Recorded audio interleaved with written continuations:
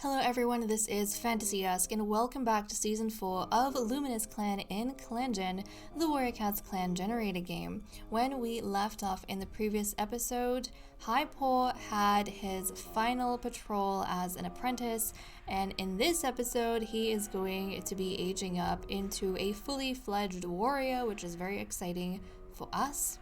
So I don't really want to waste any time, and I kind of want to get into it because I want to see how he's going to look. I'm excited to see how his personality was influenced, what his mentor passed on to him, all of those fun things. And of course, it does mean that our chance might just stand a chance at revival. So let us go ahead, jump to the leader's den, and roll the dice to see how Lupine Star is going to handle the next gathering. Okay, we rolled a 5 on the D10, which is Lynx Clan, and a 7 on the D8, which is Praise.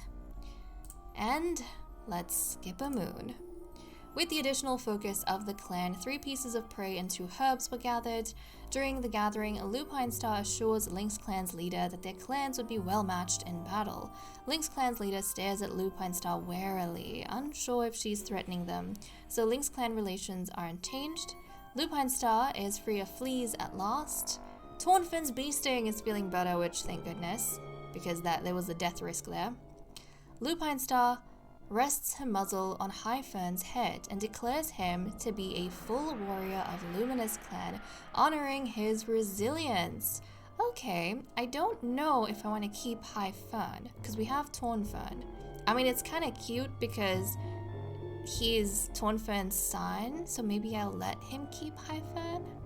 I mean, that's kind of a cute name, but I want to take a look at him. Let's take a look at Highfern. You know what? I think Highfern is a cute name, and his mother's name is Tornfern, so I low-key want to let him just keep that. But okay, here is Highfern, who looks very much like a plum cat. He's gotten that purplish tint from his father for sure, but it's darker on him, so instead of looking like a purple geode, he looks like a plum. But guys, this is Highfern! Our lovely Highfern, who is confident. He went from being a strange kitten to a confident cat, a great storyteller and omen seeker. Oh, that is so cool, because his father has omen sense, and he's an omen seeker. Oh, it's like something in the purple bloodline, you know? That is so cool. But let's take a look at how he was influenced by his mentor. So he was mentored by Lupine Star. Lupine Star influenced him to be more likely to make their own rules, start a fight, and adapt easily. Lupine Star helped him become better at storytelling. When he graduated, he was honored for his resilience. Okay, so I'm wondering whether making his own rules, Lupine Star is maybe encouraging Highfern to an extent to not give up on his own standards for the sake of the clan. I mean, we know that Lupine Star had a soft spot for Hal Falcon, her very stubborn nephew, and I think maybe Lupine Star is trying to honor Hal Falcon's memory by not blaming Hal Falcon for his bitter end, not blaming the resistance that he showed towards all of his partners and towards having a litter. And I think even though Lupine Star has, been putting all this pressure on Highfern, or not pressure, but she's been prepping Highfern for what he needs to do for the clan, which is help grow the clan.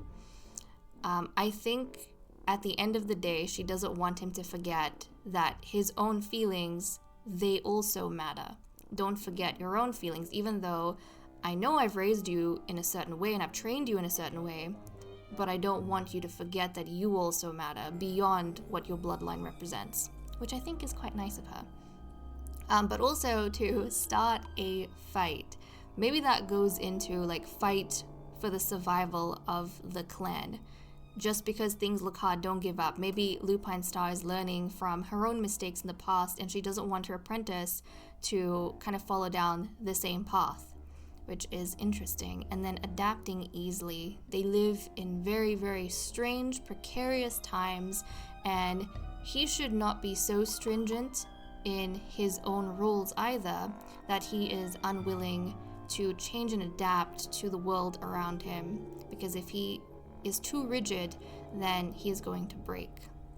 So that is interesting, and I wonder if over time, like even though Lupine Star, I feel like in the beginning of the apprenticeship felt as though Hyphen was too caught up with the past, the fact that she helped him become better at storytelling, I'm wondering if as she got to know him better and as she got to see, better sides to him, she started realizing that maybe it's okay for him to be curious about the past, and maybe I can teach him how to remember the present for the future and the cats that are going to come once these guys are long gone, once Lupine Star is long gone.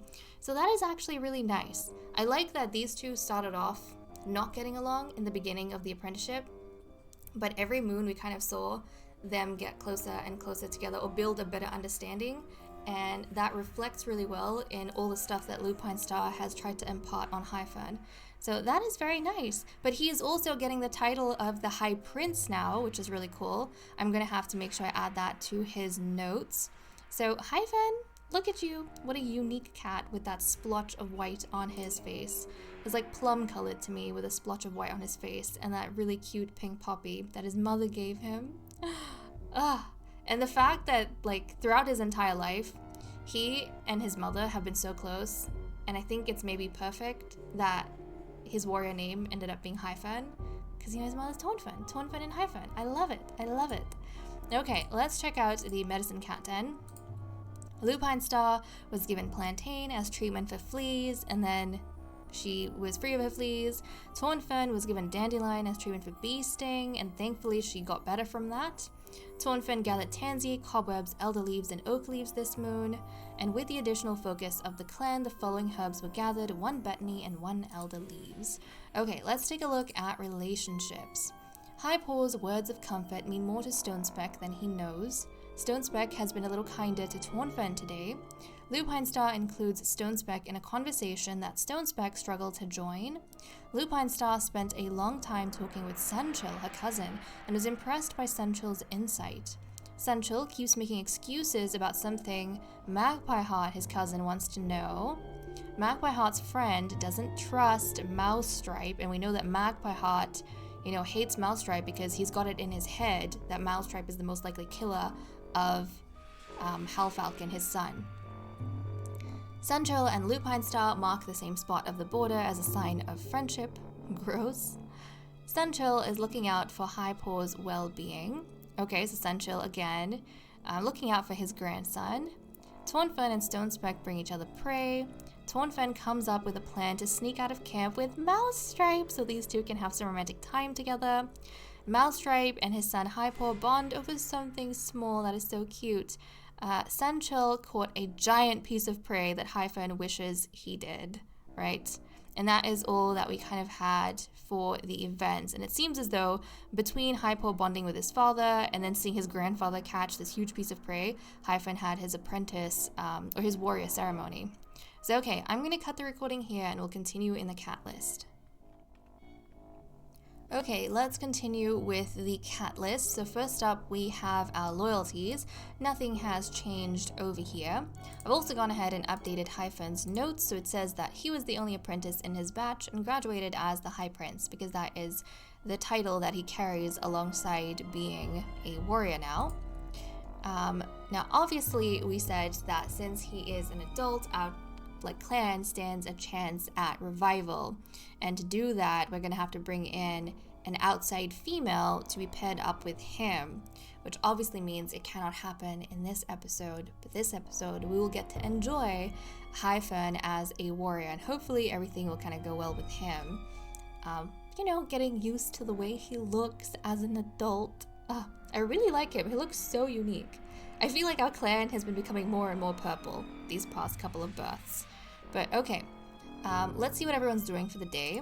Lupine Star daydreams about being a warrior in Lion Clan. Sunchill can't believe he overslept today. Tonfen saw a yappy little dog today. Mousestripe saw a kitty pet rolling around a two-leg garden. Hyphen saw a kitty pet sitting calmly next to a dog. Stone Speck is sitting in the shade trying to hide from the heat, and Magpie Heart has plenty of free time to craft new tales. Now, also, Lupine Star, would be announcing to the clan and telling Hyphern in particular, even though he's been trained for this pretty much his whole life and he knows it's coming. But Lupine Star is probably going to throw a big celebration in the clan with all the cats, and she is going to let them know that a new female is going to be found and brought in for Hyphern, and hopefully this is going to be the beginning of a new era for the clan, an era of growth. And everything is like counting on Hyphern, but that is obviously going to be something that happens in the coming moons. For now, though, I think everyone is going to want to celebrate the fact that they have managed to raise Hyphern to adulthood. He has been safe, he has been healthy, and everything is looking as though it is going to be okay. Everything is looking good. But okay, let's cut the recording here and continue with patrols. Okay, let us continue with patrols. We currently have 34.1 prey and we need 16, so we don't have to worry about hunting at all. Food is fine. Let's send out Tawnfern, the medicine cat, first of all, to do her rounds. While searching for some specific herbs, Tawnfern is startled by weird sounds and whispers on the wind. Proceed. The sounds die away and then start up again in strange, unpredictable intervals. Investigating, Tawnfern suddenly finds herself nose to nose with a panting, bleeding queen, one desperately trying to keep their newborn litter quiet. Tawnfern brings the queen back to camp where the clan can assist. So Bright Spring has joined the clan along with Gravel Kit, Buttercup Kit, Flint Kit, Lilac Kit, that's a lot of kits. Our clan's reputation towards the outsiders has improved. Now, you guys know the way that I normally do these kind of things. Basically, these cats have come in, I think, either from the outside, probably from the outside, and they obviously have been going through some problems, and she had kind of like a harsh kidding, but Lightless Clan is going to be their outcome. Basically, our cats, the Luminous cats, are going to give them some medical care in camp in the Crystal River, and then we're going to guide them inside the mountain to where the Lightless cats live so that they can settle into that particular community. So okay, let's take a look at them though. So we have Bright Spring over here. So senior adult with gold eyes, single color pelt, lonesome great teacher, and then she has all these kits that came with her. We have Gravel Kit with emerald eyes, a goody pelt, polite. I kind of want to change Buttercup Kit's name because we've had a Buttercup, but maybe I should leave it, but I kind of want to change it. We'll make him Tree Kit. Female gold, single color pelt, quiet. Flint Kit, a female with silver eyes, single color pelt, and charming. And Lilac Kit, a female with heather blue eyes, single color pelt. So a lot of single color, like really pale cats. But yes, these guys are going to be shown the way to the Lightless Clan. So go ahead, we'll guide them out after giving them their medical treatment. So there we go. Okay, and hopefully they're all safe with our Lightless cats under the mountain, and we can now resume our patrols with these cats. So Hyphern, Sunchurl, and Lupine Star are heading out. This is going to be Hyphern's first ever patrol as an adult, so I'm kind of excited to see on what note he's going to start this off on. But let's go ahead and have a look, guys. Sunchurl spies a fat rabbit on the other side of the Whimsy Clan border. A tempting opportunity to be sure, but it may not be wise to hunt on a different clan's territory. Let's proceed. Sunchurl leaps for the rabbit and promptly trips over a rock. The rabbit hops away as Sunchurl sheepishly picks himself up. It's probably for the better that he wasn't able to catch the rabbit. Trespassing could easily have damaged relations with Whimsy Clan, so a medium amount of prey was brought to the camp nonetheless, but there we have Sunchurl being childish. But the other two cats, it seems as though they kind of hung back a little bit, and maybe when Sunchurl failed to do this, it was actually Lupine Star and Hyphern who found some food and brought food back to the clan. So they were being their responsible selves. So we have 55.7 prey currently, and that's kind of where we are at. Now guys, since we don't have any kittens or apprentices in the clan, I am going to be playing off camera until one of two things happen. Either we get a pregnancy notice with Hyphen and whoever his new mate is, which means, you know, the clan is going to be on a path to revival, or something happens to Hyphen and the clan basically dies out, and then I just pop back in to let you guys know that the clan has died out. So yeah, one of two things are gonna happen. So with that said and done, guys, I am gonna leave off here. Thank you so much for watching. I hope you all enjoyed, and I will see you all next time. Bye-bye.